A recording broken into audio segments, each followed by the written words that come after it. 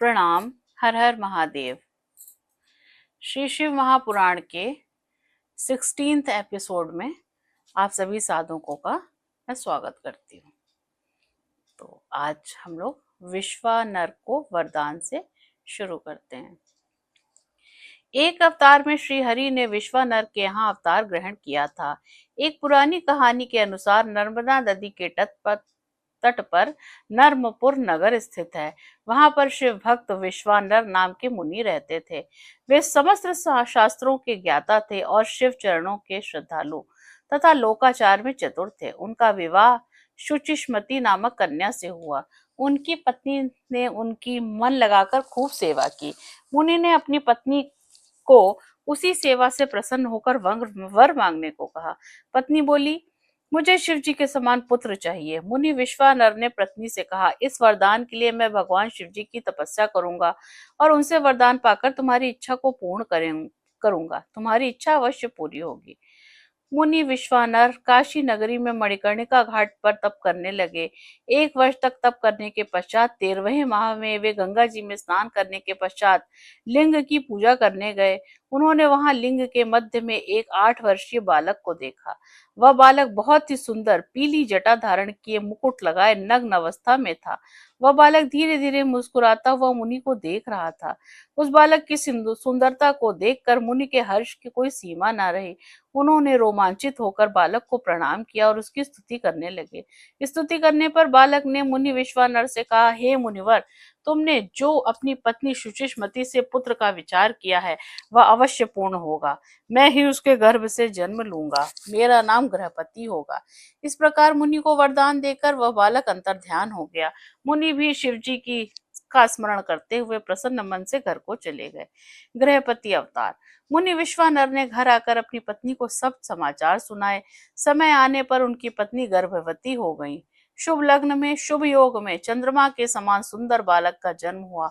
अप्सराएं नृत्य करने लगी। भारद्वाज, वशिष्ठ, पुलह, अत्रि, कात्यायन, शंख, शिलाद, व्यास, अंगिरा, दक्ष, वाल्मीकि आदि ऋषि तथा मुनि कन्याएं विश्वानर मुनि के यहाँ शांति का पाठ करने पधारे।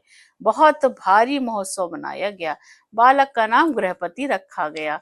सभी जन शिव भक्त विश्वानर दंपति की प्रशंसा करने लगे। मुनि विश्वानर ने समय समय पर उसके सब संस्कार किए और वेद वेदांग में पारंगत कर दिया।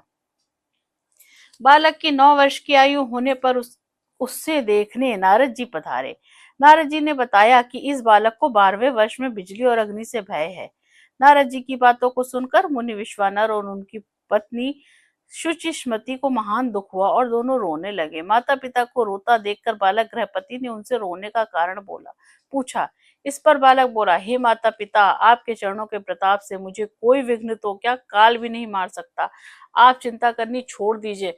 मैं मृत्युंजय मंत्र का जाप करके अपनी रक्षा स्वयं कर लूंगा। बालक की बात सुनकर माता पिता को ढाढ़स बंधा और कहने लगे, हे वत्स, मृत्युंजय मंत्र से समस्त विघ्नों का नाश हो जाता है। बालक गृहपति ने माता पिता के चरणों की वंदना की और काशी जाकर गंगा में स्नान करके भगवान शिव जी की पूजा की। शिवलिंग की पूजा करने से उसे भारी संतोष प्राप्त हुआ। वह कहने लगा कि मैं कितना भाग्यवान हूँ जो मुझे विश्वेश्वर शिव के दर्शन हुए। नारद जी के कथन के कारण मेरा भाग्योदय कर दिया।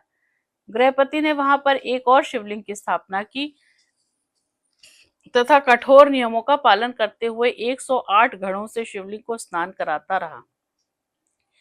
इसके पश्चात नील कमलों की माला अर्पण करता।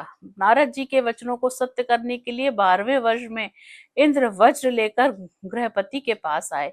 इंद्र गृहपति से बोले, तुम्हारी जो इच्छा हो मुझसे वर मांग सकते हो। परंतु गृहपति ने मधुर वाणी में उनकी स्तुति करते हुए कहा, मुझे आपसे वरदान नहीं लेना है, मैं तो केवल शिवजी से वरदान प्राप्त करूंगा। इंद्र ने कहा, शिवजी मेरे से बढ़कर नहीं है। तुम लड़कपन छोड़कर वरदान मांग लो, क्योंकि मैं सब देवताओं का स्वामी हूँ। अतः शीघ्रता पूर्वक वर मांग लो। बालक गृहपति ने कहा, मैं केवल शिवजी से ही वरदान चाहता हूँ। इस पर इंद्र ने उसे वज्र से डराया। बालक बिजली से युक्त वज्र को देखकर मूर्छित हो गया। बालक के मूर्छित होते ही भगवान शंकर पार्वती सहित वहां पर प्रकट हो गए। उन्होंने अपने स्पर्श से बालक गृहपति को सचेत किया और बोले, डरो मत, इंद्र को तुम्हारी परीक्षा लेने के लिए मैंने ही भेजा था।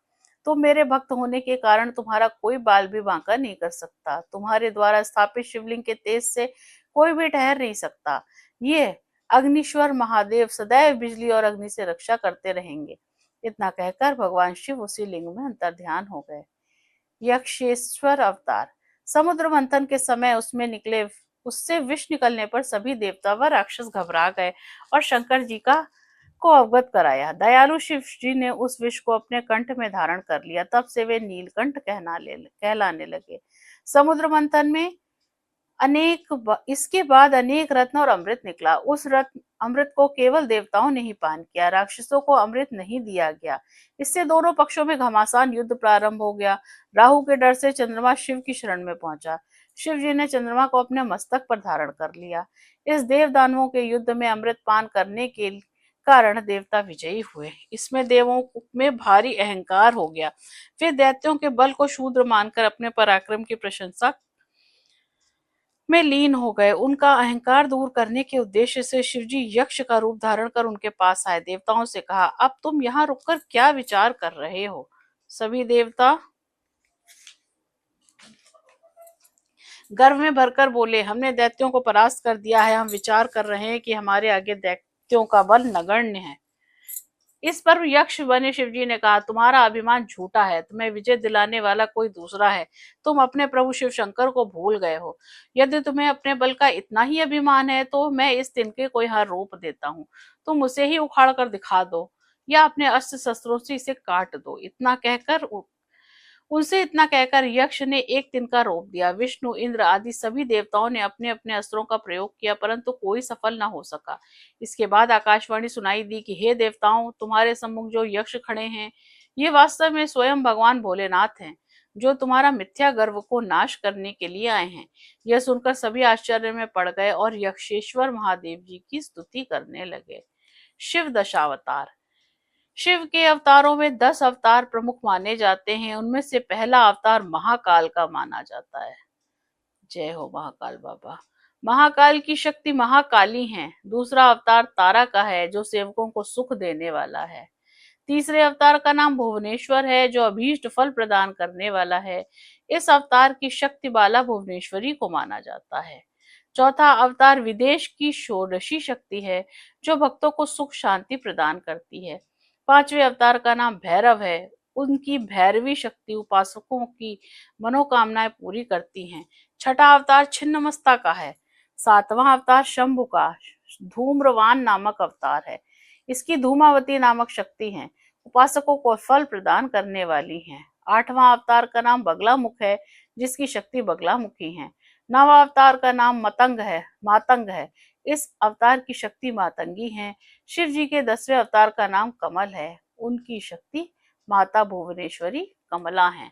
तो यानी जो ये 10 विद्याएं हैं वो शिव की के साथ जो प्रकट हुई शक्तियां वही हैं। तो शिव जी के 10 अवतार और उनके साथ प्रकट हुई शक्ति के 10 अवतारों का यहाँ पर वर्णन किया गया है। एकादश रुद्र की उत्पत्ति। पुराने समय की बात है, जब इंद्र अमरावती को छोड़कर भाग गए तो शिव भक्त उनके पिता श्री कश्यप जी को महान दुख हुआ। वे इंद्र का धैर्य देकर शिव जी की काशी नगरी में ले आए। वहां आकर गंगा जी में स्नान किया तथा शिव जी का दर्शन करके पूजन किया। इसके बाद काशी में शिवलिंग की स्थापना करने हेतु चिरकाल तक तपस्या की। शिव जी उनकी तपस्या से प्रसन्न हुए। शिव जी ने कश्यप जी से वर मांगने को कहा। कश्यप जी ने कहा, मैं अपने पुत्रों से दुखी हूँ। कोई ऐसा उपाय कीजिए जिससे मैं सुखी हो जाऊं। मुझे ऐसा वर प्रदान कीजिए कि भविष्य में और पैदा होने वाले पुत्र देवताओं और दानवों को कष्ट ना पहुंचाएं। भगवान शिव जी तथास्तु कहकर अंतर्ध्यान हो गए। इसके बाद भगवान शिव जी अपना वचन पूरा करने हेतु कश्यप में से सुरभि में प्रकट हुए। बड़ा भारी उत्सव मनाया गया, मानो सभी शिवमय हो गया हो। उस समय शिव जी के निम्न अवतार हुए। कपाली, पिंगल, भीम, विरूपाक्ष, विलोहित, शास्ता, अज्ञपाद, अपिबुर्धन्य, शंभु, चंड तथा भाव। उपरोक्त सभी साक्षात रुद्र के रूप तथा सुख के सागर हैं। इन एकादश रुद्रों ने देवताओं की भलाई के लिए युद्धों में असंख्य दैत्यों का संहार किया था। अब दुर्वासा चरित्र पढ़ लेते हैं और इसके बाद से फिर आगे पढ़ेंगे नेक्स्ट अपने एपिसोड में। महर्षि अत्रि जी ने अपनी पत्नी अनुसुईया के साथ ब्रह्मा जी के कहने पर पुत्र प्राप्ति के लिए शिव जी की आराधना की। दोनों पति पत्नी ने ऋक्ष पर्वत विंध्याचल के पास नदी के तट पर बैठकर घोर तपस्या करने लगे। उनके शरीर से तीक्ष्ण अग्नि की ज्वाला प्रकट हुई। इस ज्वाला से तीनों लोग भस्म होने लगे। सब ऋषि मुनि इंद्र देवता मिलकर ब्रह्मा जी के पास गए, उनसे अपना दुख निवेदन किया। ब्रह्मा जी सबको भगवान शंकर के पास ले गए। सबने भगवान शंकर की स्तुति की। इसके पश्चात उनसे अग्नि के तेज का वर्णन करके उनसे उत्पन्न दुखों का वर्णन किया। त्रिदेव ब्रह्मा विष्णु महेश तीनों बैठकर विचार विमर्श करने लगे। इसके बाद त्रिदेव अत्रि ऋषि को वर देने के लिए उनके पास गए।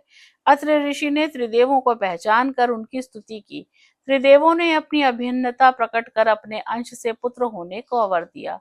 इस कारण अत्रि मुनि को अनसुईया से 3 पुत्र प्राप्त हुए। ब्रह्मा के अंश से चंद्रमा, विष्णु के अंश से दुर्वासा हुए। दुर्वासा जी ने अनेक चरित्र निर्वाह किए हैं। राजा अम्बरीश ने उनकी परीक्षा लेनी चाहिए थी, इसलिए दुर्वासा जी क्रोध में भरकर श्राप देने लगे। सुदर्शन चक्र ने दुर्वासा का पीछा किया, परंतु आकाशवाणी द्वारा चक्र को रोक दिया गया। दुर्वासा को शिवजी का स्वरूप समझकर अम्बरीश ने स्तुति की तथा विधिवत भोजन कराया। एक बार दुर्वासा जी ने भगवान श्री रामचंद्र की परीक्षा ली। काल रूप दुर्वासा ने रामचंद्र जी से प्रतिज्ञा करा ली थी कि हमारे दोनों के संवाद में कोई अन्य ना आए, परंतु लक्ष्मण जी वहां आ गए। इससे रामचंद्र जी ने अपने प्रण के अनुसार अपने प्रिय भाई को त्याग दिया था। इससे दुर्वासा जी अति प्रसन्न हुए। इसी प्रकार दुर्वासा जी ने भगवान श्री कृष्ण को भी परीक्षा ली थी।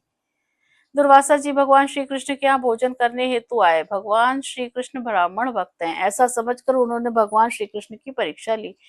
भगवान श्री कृष्ण ने रुक्मणी के साथ रथ में जुतकर उन्हें बैठाकर चलने लगे। दुर्वासा जी ने वरदान दिया कि तुम्हारे शरीर से अंग वज्र की तरह हो जाएं। एक बार दुर्वासा जी जल में नग्न होकर नहा रहे थे। द्रौपदी ने अपनी साड़ी को फाड़कर उन्हें शरीर ढकने को दी।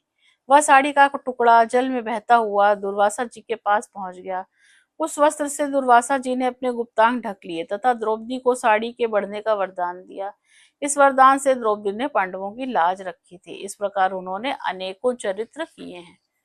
चलिए एक हनुमान अवतार और पढ़ लेते हैं। जब विष्णु भगवान ने मोहिनी रूप धारण किया था तो शिवजी मोहिनी के रूप पर मोहित हो गए थे। इससे उनका वीर स्खलित हो गया था। सप्तऋषियों ने उस वीर को पत्ते पर स्थापित कर गौतम की पुत्री में रामचंद्र जी के हित के लिए स्थापित कराया। इस वीर से केशरी के शंकर सुवन हनुमान जी का जन्म हुआ। वे वानर रूप में महापराक्रमी थे। उन्होंने बालकाल्य में सूर्य को एक मधुर फल समझकर अपने मुंह में रख लिया था, परंतु देवताओं की विनती करने पर सूर्य को छोड़ दिया था। माफ कीजिएगा। देवताओं ने हनुमान जी को शिवजी का अवतार समझकर अनेकों वरदान दिए। सूर्य देव से उन्होंने सभी विद्याएं ग्रहण की। माता की आज्ञा से सूर्य के अंश से उत्पन्न सुग्रीव से मित्रता की। वे सुग्रीव के मंत्री बनकर रहे। श्री राम की जब सुग्रीव से मित्रता हो गई तो वे श्री राम के कार्य के लिए लंका में सीता जी की खोज में गए। माता जानकी का लंका में पता लगाकर लंका को जलाकर अपने प्रभु श्री रामचंद्र जी के पास पधारे। इसके पश्चात श्री रामचंद्र जी के साथ वानर सेना लेकर लंका पर आक्रमण किया। अनेक पत्थरों को पहाड़ों से लाकर समुद्र पर पुल बांधने में उनकी सहायता की। श्री रामचंद्र जी की विजय की इच्छा से शिवलिंग स्थापित कराकर पूजन किया। शिव जी से वरदान प्राप्त कर श्री राम ने दैत्यों का संहार किया। हनुमान जी ने भी युद्ध में अनेकों दैत्यों को मौत के घाट उतार दिया। श्री राम की सेना की रक्षा के लिए शक्ति से घायल लक्ष्मण जी के लिए संजीवनी बूटी लाए। अहिरावण को मारकर राम लक्ष्मण को लेकर आए। उन्होंने अनेक लीलाएं की। महेश अवतार। एक बार शिवजी पार्वती के साथ विहार कर रहे थे। द्वार पर भैरव थे। लीला विहार से उन्मत्त होकर पार्वती जी बाहर जाने लगी तो भैरव ने विहार युक्त मन से उन्हें स्त्री के भाव से देखा तथा बाहर जाने से रोका। पार्वती जी ने उसके मनोभावों को पढ़ लिया और उसे श्राप दिया कि तू पृथ्वी पर जाकर मनुष्य बन जा। इससे भैरव पृथ्वी पर जाकर बेताल नाम से प्रसिद्ध हुए। शंकर पार्वती भी स्नेहवश पृथ्वी पर अवतरित हुए। उस समय शंकर जी का नाम महेश हुआ और पार्वती का नाम शारदा पड़ा। इस प्रकार शिव जी ने अपनी लीलाएं की। तो अभी भी कई सारे अवतार बचे हुए हैं, तो अब हम लोगों को इनको हम लोग आगे पढ़ते रहेंगे। इसी के साथ आज की कथा समाप्त होती है। कल से हम लोग फिर से शुरू करेंगे। हर हर महादेव, ओम नमः शिवाय। सभी को प्रणाम।